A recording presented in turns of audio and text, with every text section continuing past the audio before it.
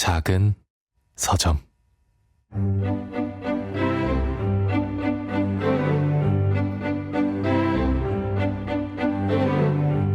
안녕하세요. 작은 서점에서 장강명의 인생책 코너를 맡고 있는 소설가 장강명입니다. 1부에서는 초대 손님이 추천한 책을 읽었다면 2부는 사람 그 자체를 들여다보는 시간이죠. 동아시아 정치 사상을 연구하고 계시고요. 아침에는 죽음을 생각하는 것이 좋다. 인생의 허물을 어떻게 할 것인가 저자입니다. 최근에는 한국이란 무엇인가 에세이 책을 내시기도 했죠. 서울대학교 김영민 교수님을 만나보겠습니다.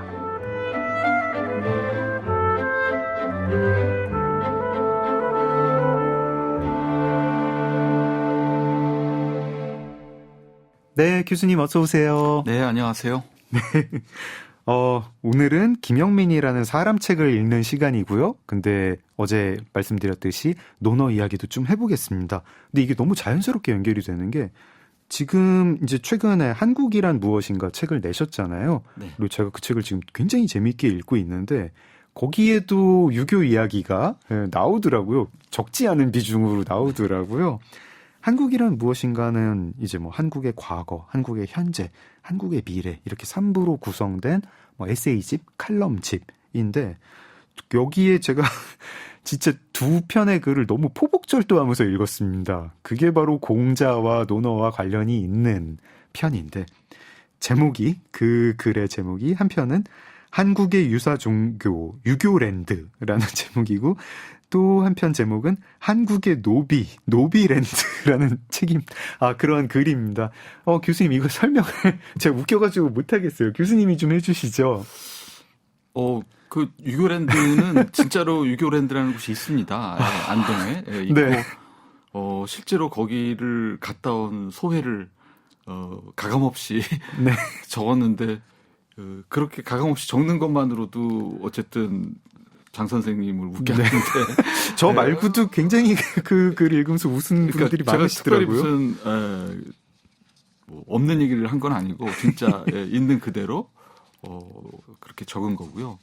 근데 하여튼 저는 이게 어떻게 이상하게 들릴지 모르겠지만 동아시아 그런 정치사상 전통에 관심이 있는 사람 치고는 유교라는 말을 우리가 덜 쓰는 게 좋다라고 네. 생각을 하는 편입니다. 왜냐하면 유교랜드의 경우에도 보듯이 그거를 크게 진지하게 내용을 생각하지 않고 자기 관심사대로 대충 느슨하게 쓰기 때문에 우리가 우리 자신에 대해서 이렇게 좀 정교하게 생각하는데 큰 도움이 되지 않기 때문에 다른 용어로 활용하는 게 좋다고 생각하는데 유교랜드는 어찌 보면 우리나라 곳곳에 있는 그 테마파크 시리즈의 네. 일부입니다. 그 정말 테마파크를 일주하는 그런 TV 프로그램 같은 걸 만들어도 재밌을 정도로 한국에 널려 있는 다양한 테마파크 너무 재밌습니다. 네. 지금 이제 청취자분들이, 유교랜드라는 게 있어? 라고 이제 일단 궁금해 하실 거고, 그리고 이제 저랑 김영민 교수님이랑 말씀 나눈 걸 들으면서 약간 짐작을 하실 텐데, 대충 이런 곳입니다. 뭐, 전국 지방자치단체들이 테마파크를 만들어서 관광객을 유치하려고 하죠. 그리고 그 노력 자체는 저희가 폄하할 수는 없겠습니다. 근데 지자체들이 이제 예산이 적다 보니까 좀 조악하게 만들어지는 곳들이 있고, 그 유교랜드는 만든 지자체에서는 여러 가지 이제 의도한 바가 있었겠지만 그게 썩 잘 전달이 되는 게 아닌 것 같은 부분들이 있고 또 어떤 논어라든가 이제 공자의 정치 사상을 굉장히 피상적으로 이제 이렇게 전해주는 그런 장면들이 있어요. 근데 그거를 저희가 현장에서 보면은 또 어땠을지 모르겠는데 이제 굉장히 필력이 뛰어난 저자가 이거를 어떤 톤으로 묘사를 해보니까 제가 되게 이상하면서 너무 재밌는 글이 되었습니다. 이렇게 표현을 해도 될까요? 되게 유머러스한데 그로테스크한 글이 되었습니다. 이걸 아마 읽어보셔야 뭔가 저희 대화를 한번 그렇죠. 하실 텐데 네. 읽지 않고 참. 근데 이참에 드리고 싶은 얘기는 네. 저는 테마파크에 반대하지는 않습니다. 네. 네. 그러니까 지자체에서 하는 테마파크나 아니면 각 지역 축제들, 네. 그리고 심지어 저희 대형 건물 앞에 서 있는 의무적으로 만들어진 조각들이 있거든요. 조각들 있죠. 예, 법 때문에. 근데 이 세 가지 묶어서 정말 얘기하고 싶은데 이게 꽤 예산이 들어가는 일이고 그리고 의욕도 있는 일인데 네. 그래서 그걸 하는 것 자체에 대해서는 이견이 없는데 하는 김에 진짜 잘하자라는 네. 거. 네, 그래서 이렇게 2개 할 거, 3개 할 걸 갖다가 한 4개 할 걸 한 3개 정도 하더라도 굉장히 집중해서 오래도록 우리가 잘 누리고 교육적 효과도 있고 예술적 효과도 있게 한번 했으면 그러니까 혹시라도 그 글을 읽는 분들이 테마파크 자체에 혹시 반대하나 이 사람이 그렇지는 않습니다. 그 한번 제대로 해보자 이런 취지입니다. 네. 공공 영역에서 해야 되는 일 같아요. 저희가 이제 공공 미술도 그렇고 어떤 전시 공간도 그렇고 그런 게 이제 입장료를 안 내고 혹은 저렴하게 지자체나 이런 데서 운영하는 곳에 접근할 수 있는 것이 있으니까요. 그러면 좋은데 이런 테마파크건 공공 건축물이건 일단 관청이 하다 보면 여러 가지 심의를 거쳐야 되고 안전도 그렇고 약간 일부에서 이제 어떤 이유로 거부감을 느끼시는 분들도 설득을 하고 그러다 보면은 점점 모근한 부분이 부드러워지다 보니까 이게 저희가 미술관에서 기대하는 혹은 어떤 책이나 사설 전시관에서 기대하는 그런 뾰족한 날카로운 흥미로운 이런 요소는 많이 없어지게 되더라고요. 네, 그러니까 그렇게 여러 과정, 특히 관청의 여러 심의 과정을 거치다 보면은 네. 결과적으로는 상당히 보수적이고 두루뭉술이한 어떤 것이 남게 되죠. 네. 남게 되다 보면 어찌 보면 중요한 걸 놓칠 수도 있는 게 그러니까 전통이라도 진짜 전통이라기보다는 네. 여러 가지 필요에 의해서 갑자기 발명된 전통이 네. 남게 되고 그리고 지금 해외에서는 꽤나 트렌드가 된 이 연구 분야인데 네. 무지학이라는 게 있습니다. 무지학. 무지학이요? 네. 보통 우리가 뭘 연구한다 그러면 어떤 지식을 추구하잖아요. 네네네. 근데 그 무지학이라는 분야의 기본 전제는 뭐냐면 각 시대와 사회에는 사실은 무지 상태로 만들어 놓고 싶은 그런 영역이 늘 존재한다는 거죠.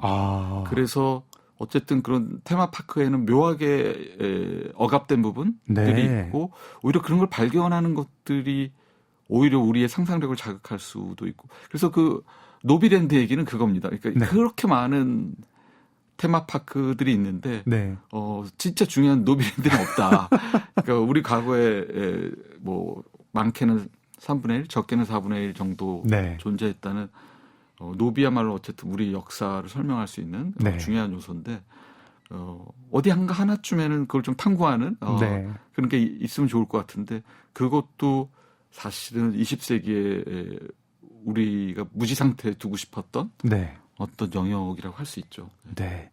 이제 유교랜드 글, 노비랜드 글까지 이제 나왔는데, 아까 교수님 말씀이 기본적으로 맞습니다. 이거를 안 읽어보신 분한테 라디오로 설명하기가 참 힘들어요. 특히 책에 사진이 같이 있는데, 사진 밑에 사진 제공 김영민 이렇게 적혀 있는 교수님이 직접 찍으신 유교랜드 사진이 있는데 이거를 보시면은 아마 청취자분도 아실 거고 한국이란 무엇인가 책에 실려 있습니다. 노비랜드 그렇죠. 이제 노비의 성격이 어떻게 되는지 좀 논란이 있습니다만은 굉장히 엄격한 기준으로 노비가 노예라고 치면은 한국 사회가 굉장히 최근까지 노예가 굉장히 많았던 사회라고 주장하는 서구 학자들이 있는데 그러면은 근데 우리는 왜 노비랜드는 없냐? 온갖 테마파크가 있으면서 노비 출신의 인물 또 노비가 차지했던 사회에서 차지했던 비중, 노비를 중심으로 전해지던 문화 이런 것들이 있는데 이런 테마파크는 없다. 이런 생각도 이 글을 읽기 전에 해본 적이 없었어요. 하여튼 그 노비가 과연 노예냐 이건 굉장히 또 민감한 학술적인 주제이긴 하지만 네. 어쨌든 우리가 더 이상 노비는 없는 세상에서 적어도 공식적으로는 네. 그렇기 때문에 담담하게 이제 그 전통을 바라보고 그럴 수 있게 된 상황이 온 것 같아요. 네. 그래서 사실 지금 대한민국이 노비사회 아니고 우리는 그냥 되게 민주공화국이라고 주장을 하니까 떳떳하게 근데 과거에 여기 노비가 있었고 그걸 우리가 지울 수 없고 부정할 수도 없는데 테마파크 근데 테마파크를 만든다고 하면은 다들 이상하게 받아들이겠죠. 그러니까 이게 전통을 되짚을 때도 잘난 것만 이렇게 골라서 전시하는 것 자체가 어쨌든 우리의 결핍을 좀 드러낼. 네. 진짜 우리가 좀 결핍감으로 자유롭다면 뭐 잘난 것이든 못난 것이든 같이 다루면서 이렇게 충분한 거리감도 유지할 수 있고 이제 곧 그렇게 되겠죠. 그렇게 될 때 뭘 좀 배울 수도 있고 그런 거니까.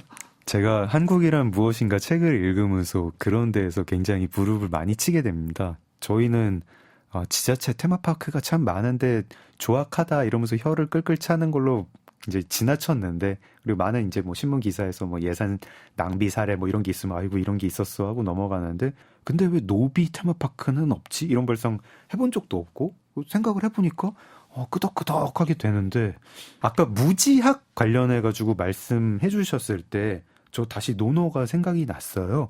그러니까 유교라는 말도 이제 가급적 안 쓰는 게 좋다고 하셨는데, 이제 저희가 일부에서 논어 이야기를 하면서 당대의 운동권이다. 공자와 제자들은 당대의 운동권이었다라는 말씀을 해주셨거든요.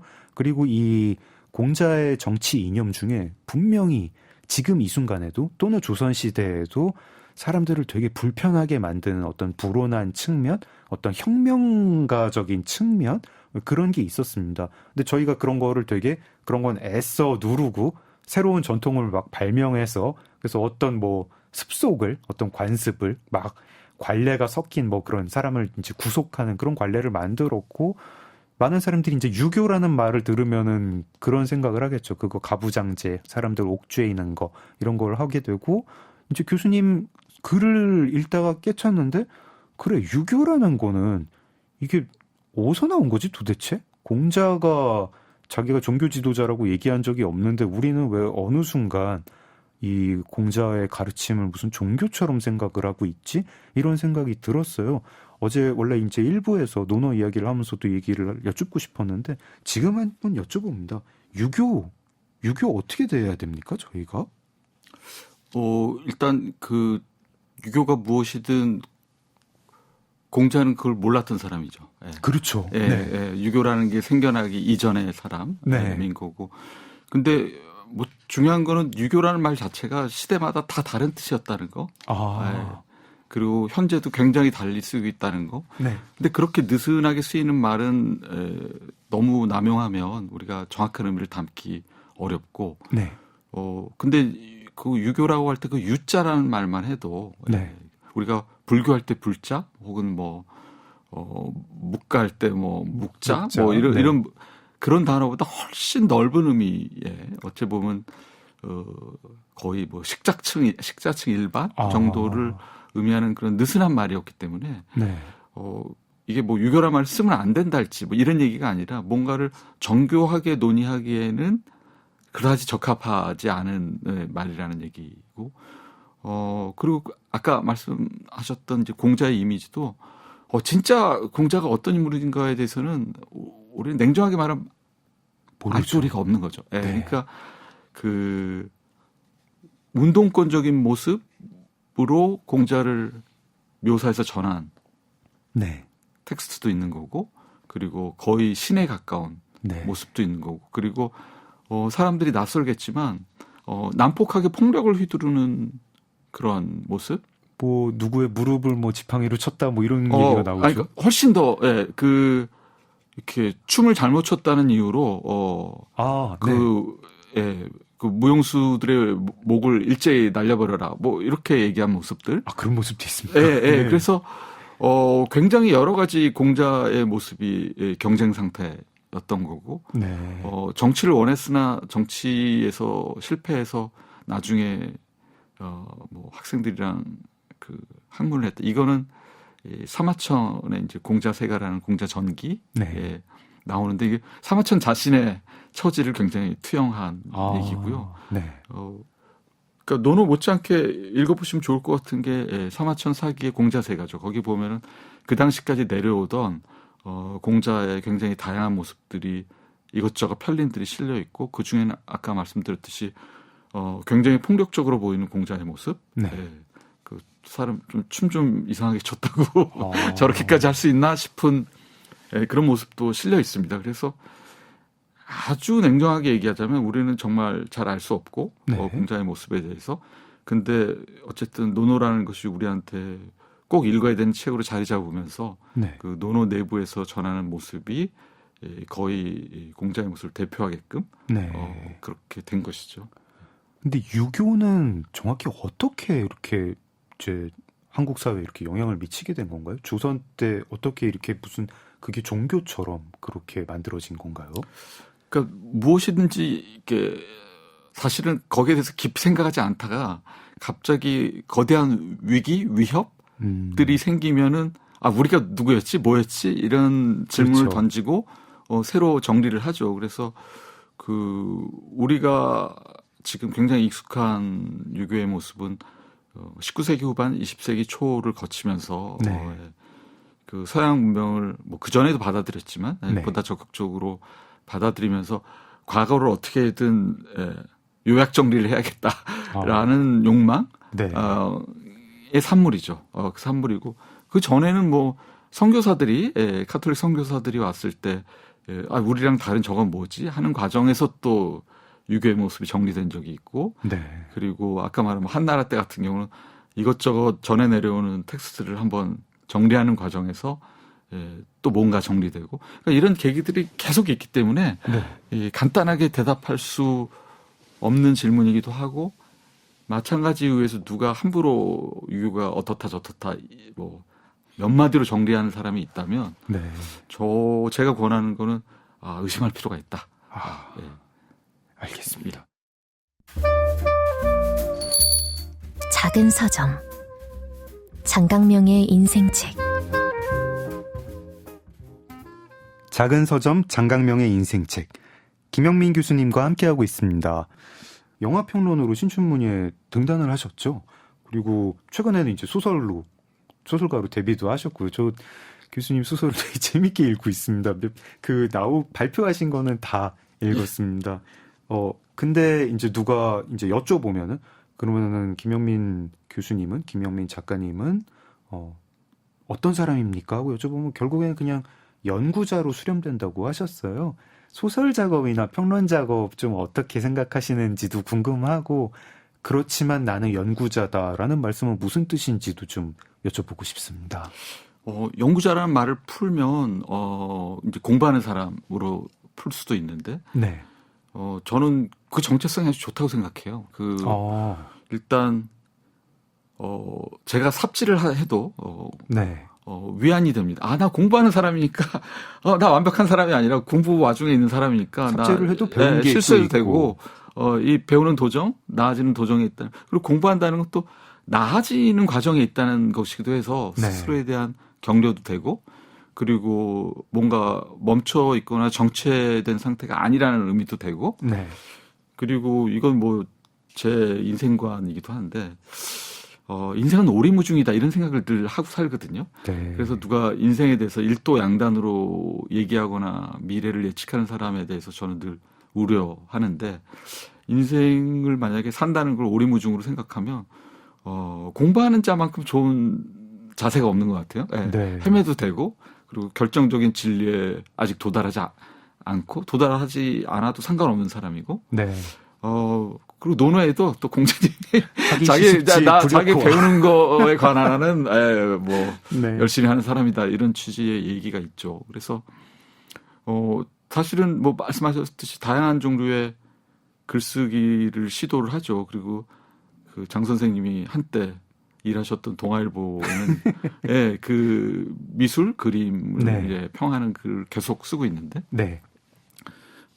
근데 그 매체나 글의 양식을 시험하는 것도 좋은 공부가 되는 것 같아요. 그러니까 과거를 돌이켜 보면 왜 당나라 때는 당나라 시가 왜 그토록 핵심적인 글쓰기 양식이었나? 그리고 왜 송나라 때는 주장을 담은 산문이 그토록 중요한 양식이었고, 왜 일제시대는 다른 것도 아닌 소설이 네. 중요한 지식인들의 자기 표현 양식이었나.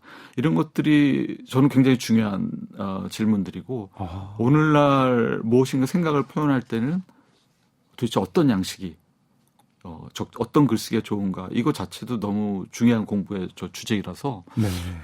개인적으로는 여러 가지 글쓰기를 실험해 보는 것도 굉장히 좋은 공부의 체험입니다. 저는 이제 옆편과 단편 중간에 그 형식이 사실 또 탐구가 별로 안 되는 건데, 거기 이제 교수님이 써주시는 그 소설들 너무 좋아합니다. 계속 기다리고 있겠습니다. 네. 진심이라고 생각하겠습니다. 진심입니다. 이제 쓰시는 그 소설도 좀 독특한 내용이라 가지고 그 얘기도 굉장히 하고 싶은데, 지금은 그거보다, 시간을 도대체 어떻게 관리하시나요? 저희는 이제 게스트 오실 때마다 여쭤보는 질문이 하루 일과 아니면은 뭐 하루는 아니라도 뭐 주나 월 단위로 반복하는 그런 일과 여쭤보거든요. 그러면서 되게 팁을 많이 얻는데, 교수님 하루 일과 어떻게 되십니까? 그런 질문을 전에도 누군가가 한번 제기한 적이 있었는데, 일단 하루 일과를 논하기 앞서서 보통 한국의 중년 남성들이 할 거라고 예상되는 많은 활동을 하지 않습니다. 그게 일단 시간을 관리하는 중에 하나. 뭐 골프를 치지 않고, 네. 그리고 회식을 즐기지 않고, 동문회 같은 것도 안 하고, 나가신다고. 그리고 술을 꼭 해야 되면 약간 하는 정도고, 이렇게 술자리 자체를 습관적으로 갖거나 그러지 않고, 네.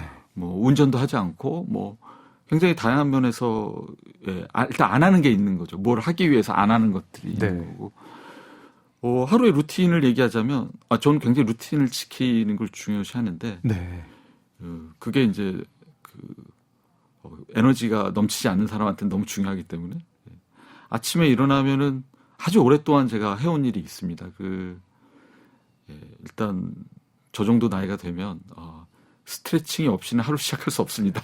스트레칭. 네. 네. 오랫동안 해온 스트레칭을 하고, 그리고 또 역시 오랫동안 해온 아침밥 차리기가 있는데, 그 달걀 삶기의 달인이라고 저는 늘 스스로 평가합니다. 네. 또 이게 달걀을 어떻게 삶아야 되는가에 대해서 길게 얘기할 수 있는데, 반숙, 완숙 뭐 이런 차원이 아닌가요? 이게 달걀이라는 게 예술적인 정확히 자기가 먹고 싶은 상태의 달걀을 먹기 위해서는 네. 뭐 불의 색이, 그리고 시간, 네. 그리고 달걀의 크기 등 아주 종합적인 고려에 의해서 어떤 예술 작품을 만들어내는 것 같은 집중력과 직관력이 필요합니다. 제가 과학 논문이 하나 나온 건 봤습니다. 달걀 삶기에 대해서. 근데 제가 궁극적으로는 그건 또 과학으로서 100% 해소될 수 없는 예술의 영역이 있는 거예요. 그렇군요. 네, 직관에 의존할 수밖에 없는. 요거는 회색인을 가지고 이야기할 때 또 이렇게 번외편으로 한번 꼭 여쭤봐야겠군요. 달걀을 그래서 삶으시고 아침을 먹고, 네. 그러니까 꼭 필요한 루틴을 하고, 오전에 씁니다. 오전에 쓰고, 네. 이게 뭐 100% 지켜지는 건 아닌데, 네. 그리고 오후에 읽고, 그리고 저녁 때 봅니다. 본다는 게 뭐 영화가 됐든, 뭐 OTT가 됐든, 뭐 드라마가 됐든, 요 순서고, 요 순서가 되는 거는 기본적으로 집중력과 에너지의 배분이라면서 효율적이고, 쓰는 게 가장 집중력을 필요로 요구하니까. 하는 거고, 이제 보는 거는 조금 후순위 그리고 그거보다 특히 이제 낮으니까요. 잘 시간이 가까울수록 보는 것 중에서도 좀 덜 자극적인 거. 그런 면에서는 참 일드가 좋은 것 같아요. 왜냐하면 잔잔하죠. 에너지가 넘칠 때 보면은 화가 날 정도로 잔잔해서. 근데 이제 자기 전에 보기에는 아주 적절한. 그래서 대체적인 루틴은 그렇죠. 그리고 주말에는 꼭 전시를 보고, 대부분 별일이 없는 한 미술 전시 가는 거 너무 좋아하고. 음악도 많이 들으시는 것 같아요. 제가 페이스북을 하는데, 네. 페이스북과 인스타를 하는데, 그냥 인스타에는 제가 찍은 사진을 올리고, 페이스북에는 규칙적으로 두 가지를 하는데, 하나는 아침에 일어나서 그림을 올립니다. 그걸 뭐 남을 위해서 올린다기보다는, 제 엄청난 이미지 데이터베이스에서 제가 좀 집중적으로 오늘 보고 싶은 그림, 그거를 올립니다. 오늘의 그림 이렇게 해서 올리고, 자기 전에는 잘 자요 인사와 더불어 제가 듣고 싶은 그 저녁의 음악을 골라서 유튜브 링크를 첨부해서 이렇게 올립니다. 그것도 루틴이네요. 그것도 진짜. 루틴이네요. 저 사실 뭐 이렇게 막 술자리에 막 가고 막 막자지껄한 자리 가는 것보다 오늘의 그림, 오늘의 곡 이게 저는 뭐 다른 분들은 어떨지 모르겠지만 저는 이제 남은 이제 저한테 주어진 시간들을 그렇게 좀 보내고 싶습니다. 예. 그렇게도 너무 짧지 않나요? 그러니까 자기가 그쵸. 좋아하는 사람, 마음이 네. 잘 맞는 사람, 뭐 좋아하는 거 보고 살기 너무 사실은 짧은 인생이니까. 네.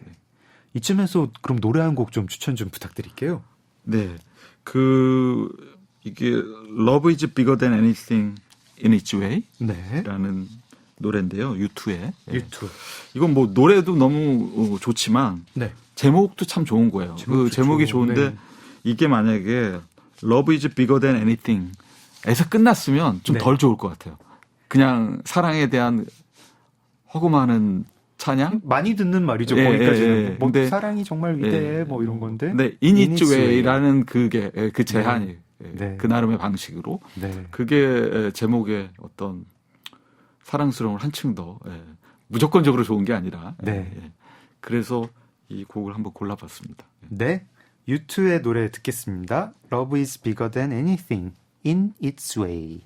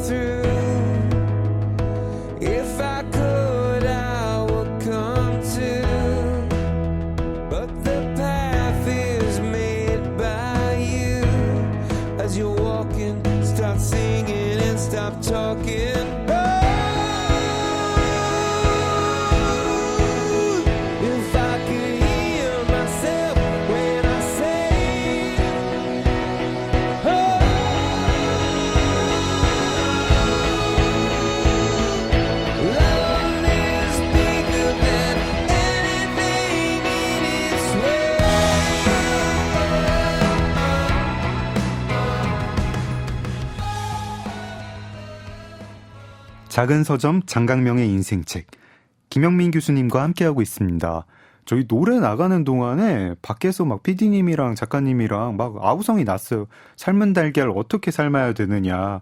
사실 저도 노래 나가는 사이에 김영민 교수님한테 여쭤봤거든요. 뭐 김영민 교수님이 그거 뭐 약간 이렇게 좀 대답을 꺼리셔가지고 뭐 그냥 그럼 삶은 달걀 요즘 이제 파는 기계들 계란 삶기 전용 기계들 쓰시느냐 했더니 굉장히 무슨 그런 하찮은 막 그런 예의가 아닌 그런 도구를 쓰느냐는 그런 표정으로 안 쓰신다고 하셨고 제가 가스레인지를 쓰느냐 아니면 인덕션을 쓰시느냐 하니까 인덕션을 쓰신다고 하셨고 다음에 회색인을 이야기할 때 말씀을 좀 비법을 나눠주시겠다 하셨습니다. 예, 이게 계란 삶는 법으로 이렇게 강한 임팩트를 남길지 제가 몰랐는데 저게 올 때 생각했던 거는 이게 네. 흥미로운 얘기를 한 손님 혹은 뭐 계란 삶기를 전수한 손님 이런 거보다는 다른 출연자보다 훨씬 더 좋은 노래를 선택해주고 간 손님으로 남고 싶은 게 제 소망이었는데 저 사람은 노래 진짜 잘 골랐어. 이게 제가 남기고 싶었던 인상이었는데 뜻대로 안 되는군요. 네. 아마 이제 이렇게 방송이 다 끝나고 나면 모든 사람의 뇌리 속에는 삶을 달걀 달걀 삶는 비법을 안 전수해주고 가신 그런 분. 저는 약간 무슨 느낌이냐면 이렇게 공자의 제자가 된 느낌이에요. 뭐 이렇게 삶은 달걀 하는 법을 여쭙자. 달걀 먹는 것도 모르는데 어찌 삶는 걸 논하겠느냐. 뭐 괴력난신을 논하지 말라. 뭐 이런 느낌으로. 논어에 보면 그 제자들이 선생님이 우리한테 모든 걸 얘기해 주시지 않는다라는 안달 같은 게 많이 나와 있습니다. 네. 물론 장 선생님이 제 제자라는 얘기는 아니지만 그런 부분이 있습니다. 제가 안회나 무슨 자로가 된 느낌으로 제 본연의 진행을 계속하도록 하겠습니다. 다음번에 회색인 할 때는 꼭 설명해 주셔야 돼요, 교수님. 또 부르신다는 말씀이네요. 네. 내향적인 분이라고 스스로 설명하시고, 좀 전에도 뭐 술자리 같은데 좀 피하신다, 골프 안 치신다 하셨죠. 그러면서 혼자력이라는 게 있다고 말씀을 하셨습니다. 혼자력, 그 단어를 들으면 알 것 같은 단어인데, 네, 설명해 주십시오. 장 선생님은 뭐 MBTI 해보셨어요? 네. 뭐 I인가 E인가? I입니다. I고, 내향형. 굉장히 I고요. 네. 예. 제가 어디 이렇게 혹시 강연 같은 거 할 때 이렇게 물어볼 때가 있거든요. 네. 한번 손 들어보라 그럴 때도 있어요. 내향형 손 들어보라 그러면 네. 보통 내향형이 청중에 외향형보다 조금 더 많더라고요. 뭐 네. 통계적으로 그렇다고 하더라고요. 네. 근데 저는 그 사람들 다 외향형이라고 생각합니다. 예. 왜요? 왜냐하면 진정한 내향인은 MBTI 같은 거 하지 않습니다.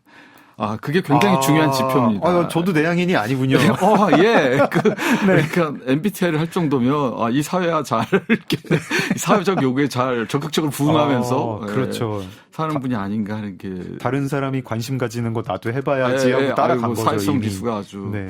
아주 높다라고 저는 생각을 하고요. 네.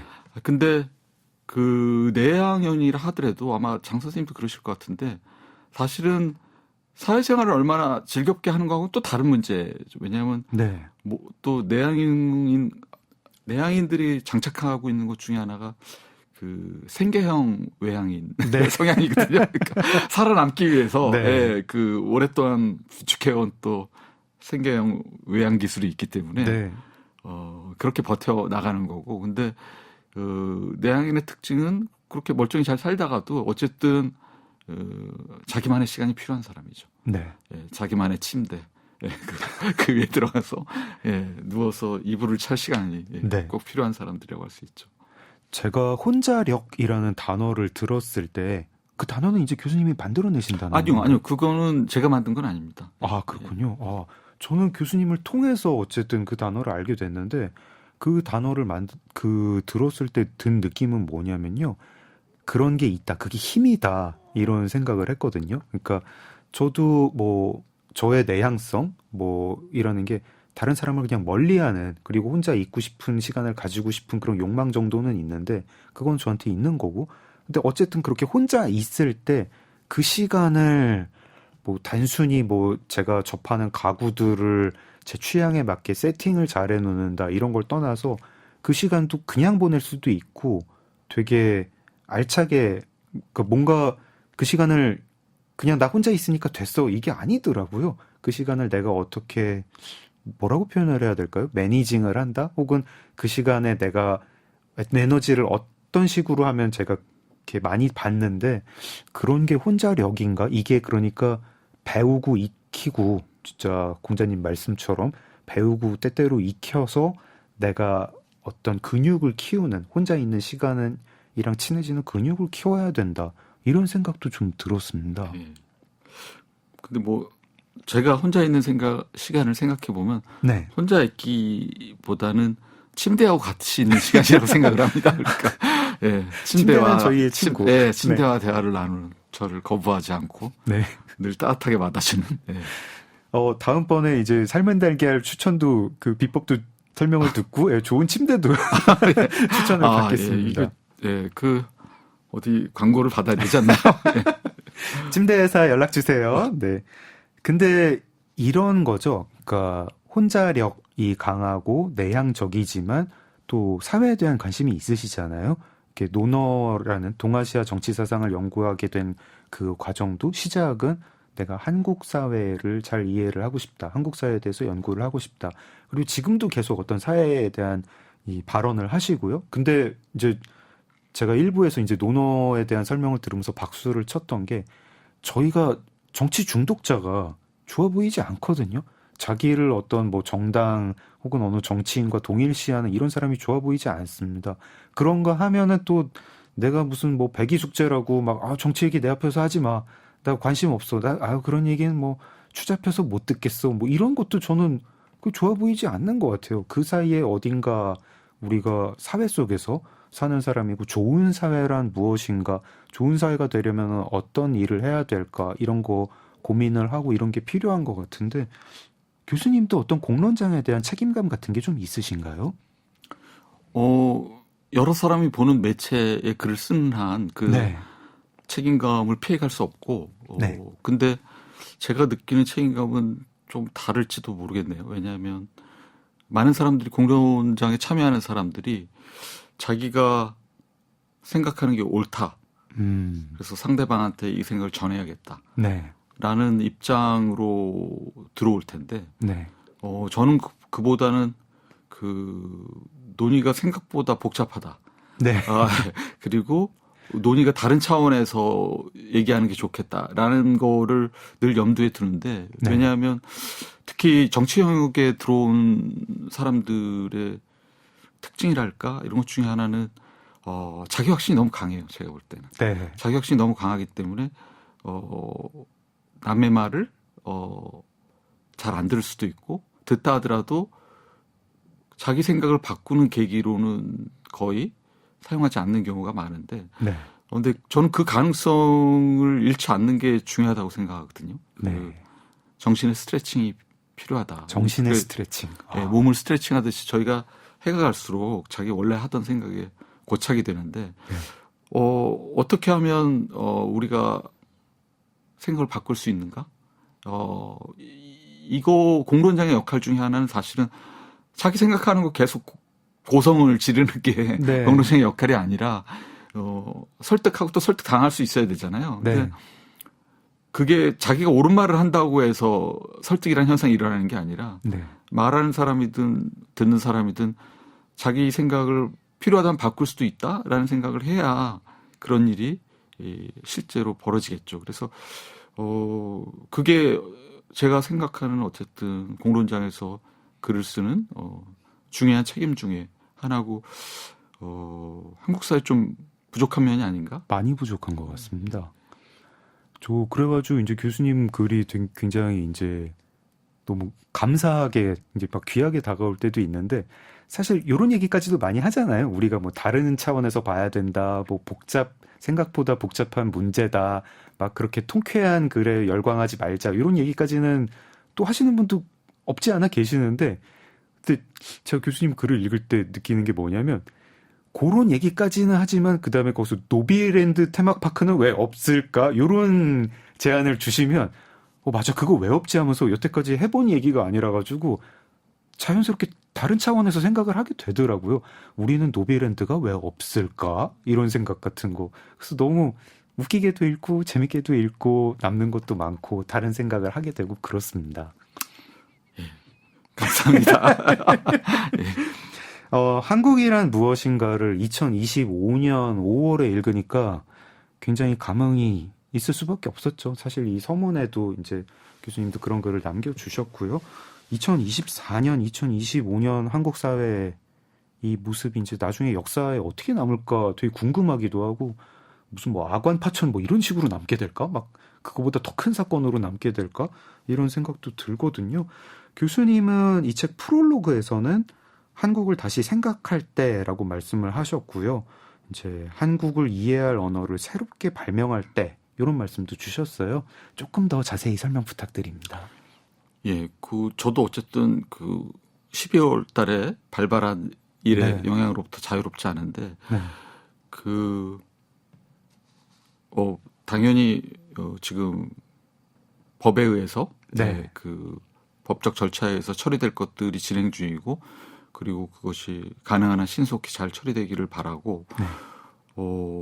근데 그거하고 별개로, 제가 이 일을 갖고 있는 부분은 그 사건 이래로 계속 여러 사람들이 말을 하는데 상당히 많은 사람들이 어쨌든 이 사태를 어쨌든 파악하고 있고 네.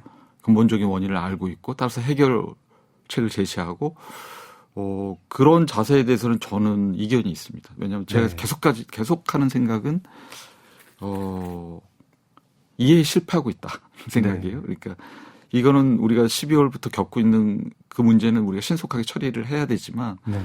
그런 일들이 발생할 수 있게끔 만드는 어떤 더 큰 문제들의 일부라고 저는 생각을 하고 네.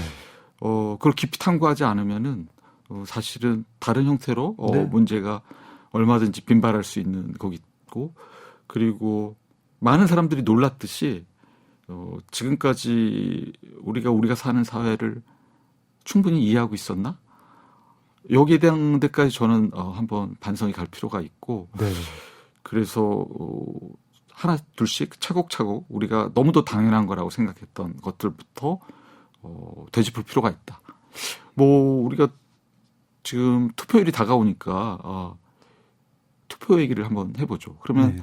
우리한테 익숙한 한국 사회 이해 방식 중에 하나는 세계에 자랑할 수 있는 경제 발전을 이뤘고 세계에 자랑할 수 있는 민주주의 네. 둘 다 굉장히 급속도로 네. 실현한 걸 우리가 세계적인 자랑이잖아요. 근데 한편으로는 늘 빨리 하면 안 되는 거 아니었어? 그런 생각을 해. 아니 뭐 일단 다이어트를 1년에 걸쳐서 해야 되는 건데 네. 그걸 일주일에 하면은 그게 반드시 성취이기만 할까? 그런 생각을 안 할 수가 없고 네. 물론 이제 성취면도 분명히 존재하지만 그러면 하나씩 다시 되짚어보자라고 생각하는 거죠. 우리가 민주주의 중요한 지표로 얘기되는 게 투표장에 가는 거, 네. 선거하는 건데 진짜 냉정하게 따져보면은 선거를 한다는 것 자체가 100% 민주주의라고 할 수는 없어요. 네. 왜냐하면은 누구 잘난 사람 뽑는다는 것 자체가 일단 인간의 평등 감각에 평등 감각에 저해가 되죠. 네. 그래서 물론 현대 사회에서 여러 가지 이유에서 선거가 민주적인 과정이지만 아주 무비판적으로 그걸 민주주의라고 바로 등치시키기에는 여지가 있고 누구를 뽑느냐, 어떤 사람을 뽑기를 원하느냐. 예컨대 우리가 왕을 뽑는다 그랬을 때 왕을 선거로 뽑는다. 그걸 민주주의라고 할 수 있을까요? 예컨대 뭐 유럽의 신성 로마 제국 황제 선거로 뽑았죠. 네. 그렇지만 그 민주주의랑 거리가 멀죠. 네. 그리고 뭐 술 친구를 뭐 선거로 뽑는다. 혹은 뭐 아이돌을 선거로 뽑는다. 이거 민주주의랑 거리가 있겠죠. 그 네. 있고 뭐 예컨대 펀드 매니저를 뽑는다. 우리가 뭐 바라는 거는 그저 우리의 재산을 불려주는 것뿐이다. 이렇게 했을 때 우리가 원래 민주주의라는 말을 떠올렸을 때 희망했던 것들이랑은 거리가 있지 않나. 그래서 이거는 그냥 하나의 사례인데요. 네. 하나하나 좀 되짚어서 지금 한국 사회를 규정하고 있는 요소들을 좀 더 정교하게 혹은 새롭게 이해를 시작을 해야 된다. 왜냐하면 저는 12월부터 이루어진 여러 사태를 이걸 우리가 쉽게 지금 이해하고 파악했다고 이렇게 설레발을 칠 때는 아니다. 물론 이 와중에도 행동해야 될 것들은 꼭 행동하고 네. 실천할 것들은 다 실천을 해야 되지만요. 저는 무슨 생각이 드냐면 이제 한동안 그러니까 저희가 이제 분명히 이제 권위주의 정부 시절이 있었고 많은 사람이 요구하는데 그거를 이제 일부의 권력자가 뭐 안 되게 할 때 이건 민주주의가 아니다라고 이제 저희 주장하던 거에 익숙하다가 많은 사람이 요구하는데 이거는 되면 안 될 것 같은 그런 일들을 맞닥뜨리니까 이걸 뭐라고 설명을 해야 될지 모르겠다 막 그런 생각이 들더라고요. 이거 잘못된 건데 많은 사람이 요구하고 있어. 그러면은 해야 되나? 막 이런 생각이 드는데, 그냥 뭐 고도 압축 성장의 부작용이 있다라는 정도로만 알고 있고 그 부작용이 뭔지 생각해보자 이런 정도로만 알고 있다가 교수님 말씀처럼 뭔가 근본적으로 어디서 길을 잘못 잃었구나 내지는 되게 근본적인 대로 거슬러 올라가가지고 뭘 짚어봐야 되겠구나 하는데 그 근본적인 게 생각보다 근본적인 대로 가야 된다고 생각하니까 막 아찔한 기분이 듭니다. 알고 있던 개념들, 지금 설명해 주신 민주주의 혹은 뭐 다수결 뭐 이런 것들이 다 어디까지 근본적으로 가야 되지? 이게 다 무슨 사상을 수입했던 나라의 숙명인가? 그게 회색인의 문제의식입니다. 회색인의 문제의식. 사상을 수입했던 나라. 그 회색인의 중요한 문제의식이고 네. 우리가 지난 시간에 다뤄보고 싶은 새 책 중에 하나였던 최인훈의 회색인의 중요한 문제의식이고. 근데 우리가 이제 바쁘고 시간도 없는 사람이니까 너무 근본적으로 생각하기 어렵다면 네. 저기부터라도 한번 다시 생각해 볼 필요가 있을 것 같아요. 우리가 박근혜 전 대통령 탄핵 때 그 순간이 굉장히 한국 현대사에서 기억에 남을 만한 순간인데 그 탄핵 선언문 읽고 마지막에 이제 주문 이렇게 시작해서 그 선고를 내리죠. 그때 느꼈던 어떤 많은 사람들의 카타르시스 그런 게 있었을 것 같아요. 파면한다. 딱 그게 어쨌든 국민 다수의 힘이 반영되고 그게 정해진 어떤 헌정의 절차에 의해서 그 일이 이루어졌단 말이에요.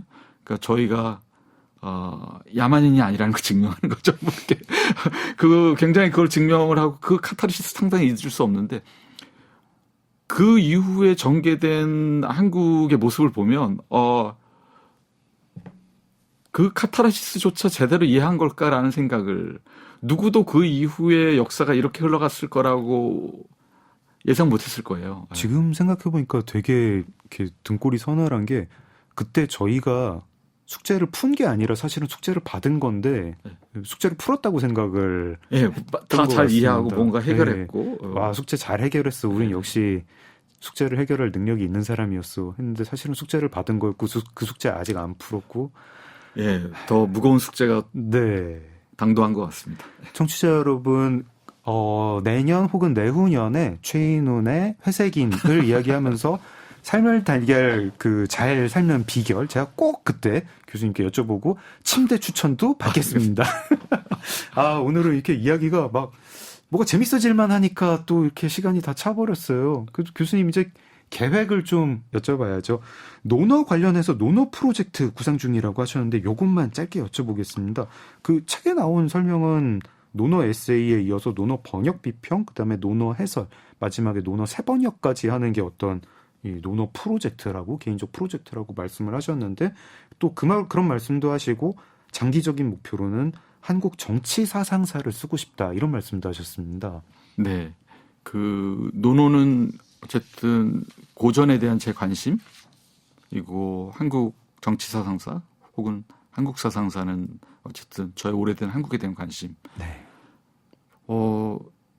다행히도 논어 관련된 제 원고를 출판사에 넘겼습니다.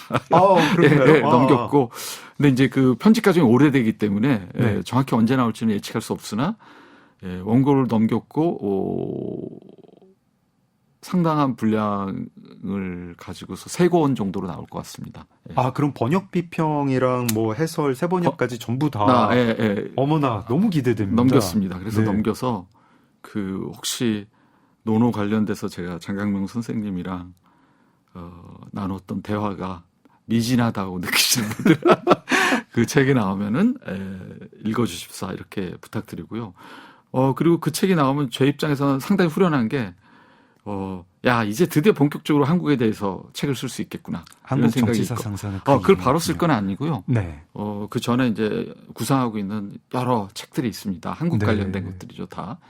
그래서 한국 사상사 혹은 한국 정치 사상사는 운과 건강과 그리고 여러 가지 보이고 보이지 않는 지원들이 다 집중돼야 죽기 전에 쓸 수 있겠죠. 행운을 빌어주십시오. 그거는 너무 먼 미래일 수도 있어서. 행운을 빌기도 하고 너무 기대됩니다. 정말 기대가 되고 저는 이렇게 루틴의 힘이 이런 건가 하는 생각도 해보네요. 오전에 쓰고 오후에 읽고 저녁에 보고 요거를 꾸준히 하면 이런 커다란 프로젝트도 할 수 있는 거군요. 아직 한 건 아니고요. 하고 싶다는 겁니다. 네.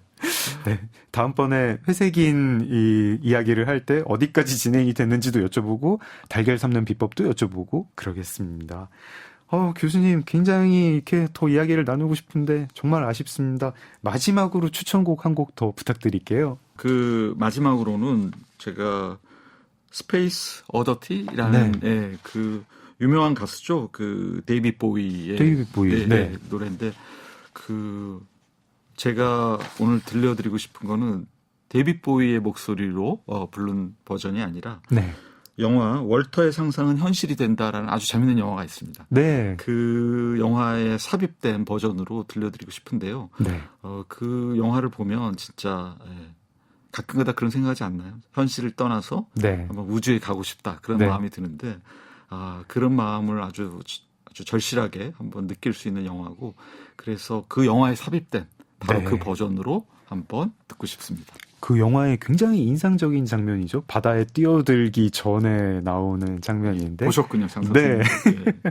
월터의 상상은 현실이 된다 OST에서 네, 스페이스 오디티. 김영민 교수님의 추천곡 들으면서 저도 물러가겠습니다. 교수님 시간 내주셔서 고맙습니다. 불러주셔서 감사합니다. 네. 작은 서점 장강명의 인생책 문 닫겠습니다. 소설가 장강명이었습니다. 고맙습니다.